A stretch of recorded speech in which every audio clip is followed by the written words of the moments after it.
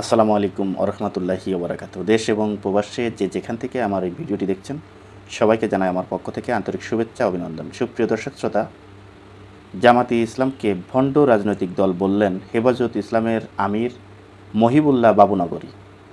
দর্শক, যখন এই শেখ হাসিনা পতনের পর ঠিক যখন ইসলামিক দলগুলো এক টেবিলে বসার এবং এক জায়গায় হওয়ার একটা চিন্তাভাবনা এবং একটা কার্যক্রম আমরা দেখতে পেয়েছি, ঠিক তখন হেফাজত ইসলামের আমির মহিবুল্লাহ যেই কথাটি বলেছেন, এই কথাটা ইসলামের জন্য এবং আমাদের মতো মুসলমানদের জন্য এটা কতটুক গ্রহণযোগ্য বক্তব্য। আপনারা জানেন যে শাপলা চত্বরে যেই হেফাজত ইসলামের যেই মহাসমাবেশটি হয়েছিল, সেই মহাসমাবেশের দিন হেফাজত ইসলামের প্রতি প্রতিটা মানুষের একটি উদারতা, একটি ভালোবাসা, একটি মনোভাব কিন্তু আমরা দেখেছি। দল মত নির্বিশেষে সেই হেফাজত ইসলামের পক্ষে স্লোগান দিতে আমরা দেখেছি। আমরা নিজেরাও হেফাজত ইসলামকে সমর্থন দিয়েছি।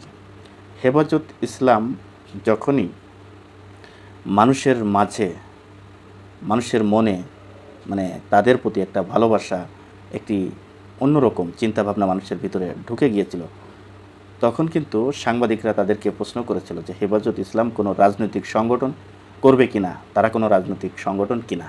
তা হেফাজত ইসলাম প্রথমেই উত্তর দিয়েছিল, আমরা কোনো রাজনৈতিক সংগঠন করতে চাই না, করবও না, এবং আমরা কোনো রাজনৈতিক সংগঠন না। কিন্তু হেফাজত ইসলাম নাম দিয়েছিল যে ইসলামকে হেফাজত করা হোক। এর কারণ আওয়ামী লীগ সরকারের সময় আপনারা জানেন যে ইসলামের উপরে যেভাবে নিপীড়ন, যেভাবে নির্যাতন, আলেমদের উপরে যেভাবে জুলুম, অত্যাচার, এগুলো যখন শুরু হয়েছিল, তখনকার হেফাজত ইসলামের আমির যিনি ছিল, তিনি সারা বাংলাদেশ থেকে ঢাকার শাপলা চত্বরে তারা এই আন্দোলনের ডাক দিয়েছিল, 13 দফার আন্দোলন। আপনারা জানেন সেই আন্দোলনে বিশেষ করে বেশি এই জামাত ইসলামের সমর্থন ছিল। এমনকি সরকারের পক্ষ থেকে বলা হয়েছে যে এই হেফাজত সেই জামাত ইসলামের সমর্থন কেন ছিল সেই সময় আপনারা জানেন যে জামাত ইসলাম তখন তাদের উপরে সরকার, বিশেষ করে জামাত ইসলামের উপরেই সরকার বেশি নির্যাতন, নিপীড়ন চালাচ্ছিল। এই জন্যই জামাত ইসলাম সহ বিভিন্ন ইসলামিক দল যখন একত্রিত হয়ে এই হেফাজত নাম দিয়ে শাপলা চত্বরের আন্দোলনের ডাক দিল, তখন দলমত নির্বিশেষে সাধারণ জনগণ ওই আন্দোলনে ঝাঁপিয়ে পড়ছিল। আপনারা দেখেছেন ওই দিন এই আওয়ামী লীগ সরকারের পতন হওয়ার কথা ছিল, কিন্তু সেটি না হয়ে সেখানে নির্বিচারে পুলিশ প্রশাসন গুলি চালানোর অর্ডার দিয়েছিল। শেখ হাসিনার কথা মতো এই আলেমদের উপরে গুলি চালানোর অর্ডার দিয়েছিল। সেই অর্ডারে আলেমদের উপরে নির্বিচারে গুলি চালিয়ে আলেমদেরকে হত্যা করেছিল, শিশুদেরকে হত্যা করেছিল। আপনারা দেখেছেন, সেই সমস্ত ভিডিও দেখলে এখন গাও শিউরে ওঠে।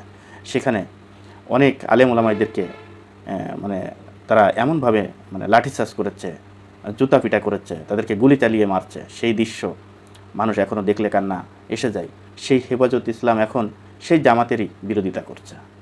অত্যন্ত দুঃখের বিষয় যে আজকে আমরা ইসলামিক যেই দলগুলো রয়েছে সেই দলগুলো এক কাতারে যাইতে পারছে না, একে অপরকে দোষারোপ করছে, একে অপরকে দেখতে পারছে না, একে অপরের ভুল ধরিয়ে দিচ্ছে। এই চিন্তাভাবনা নিয়েই কিন্তু আমরা সামনের দিকে আগাচ্ছি। এই জন্যই আমাদের দেশে, আমাদের পৃথিবীতে আমরা ইসলাম আসলে সঠিকভাবে আমরা ইসলাম কায়েম করতে পারবো কি না এটা নিয়েও কিন্তু সন্দেহ রয়েছে। কিন্তু এই বিভিন্ন ইসলামিক দল হয়ে আজকে সাধারণ মানুষের মনোভাব কোন দিকে নিবে, কোন দিকে যাবে, এটা নিয়ে কিন্তু মানুষ এখনও পর্যন্ত দুশ্চিন্তায় রয়েছে। কারণ সঠিক রাস্তাটাই সাধারণ মানুষ খুঁজে পাচ্ছে না। দেখেন, এই যে বিশ্বে যে যুদ্ধ হলো কিছুদিন আগেও আপনারা দেখেছেন, ইসরায়েল, তারপর আপনার ইরান, যেই যুদ্ধটি হয়েছে, কিছু কিছু ইসলামিক রাষ্ট্র তারা কিন্তু এই ইরানকে সাপোর্ট দেয় নাই, সাপোর্ট দিতে পারে নাই।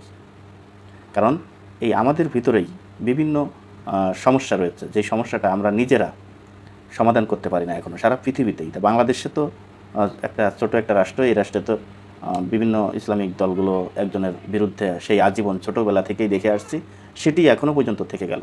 আমি জানি না এরা কবে আমাদেরকে বোঝাতে পারবে, সাধারণ মানুষদেরকে বোঝাতে পারবে, সবাইকে এক জায়গায় আনতে পারবে, এক কাতারে আনতে পারবে।